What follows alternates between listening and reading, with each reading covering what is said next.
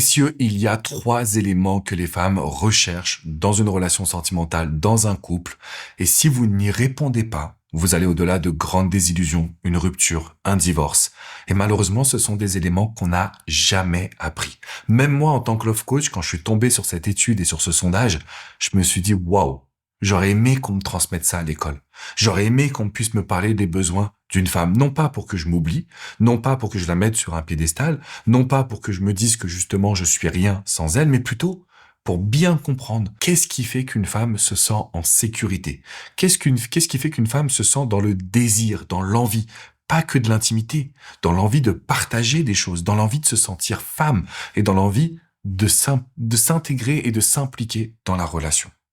Et le troisième point, j'aurais aimé surtout savoir en fait comment est-ce qu'on peut faire pour construire un couple dans la paix, dans la bonne communication. Parce qu'on pense souvent que communiquer, c'est dire ce que nous, on ressent, mais qu'est-ce que les femmes pensent, messieurs? Elles pensent qu'on les attaque, elles pensent qu'on n'est pas heureux avec elles, elles pensent qu'on les critique. Et pourquoi? Parce qu'on n'a pas la bonne façon de communiquer. Et donc aujourd'hui, dans cette vidéo, je voulais justement vous apporter 3 grands éléments qui, même pour moi, encore une fois, en tant que love coach depuis 2007, le love coach numéro 1 en francophonie, j'ai quand même appris énormément et je me suis dit, mais en fait, ça fait du sens.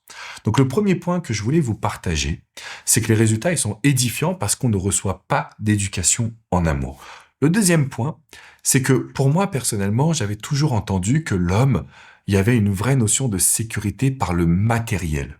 Ça veut dire quoi? Ça veut dire que quand on regarde le modèle de nos parents, de nos grands-parents, quand on regarde ce que la société nous implique de réaliser aujourd'hui, que ce soit les vidéos sur TikTok, que ce soit la chaîne YouTube, qu'est-ce qui se passe? On nous dit, grosso modo, l'homme doit être un peu le chef de famille. L'homme doit impulser une certaine dynamique, notamment une sécurité financière. Alors oui, c'est important, mais quasiment toutes les femmes ont répondu que le plus important, c'est pas la sécurité matérielle, c'est la sécurité émotionnelle.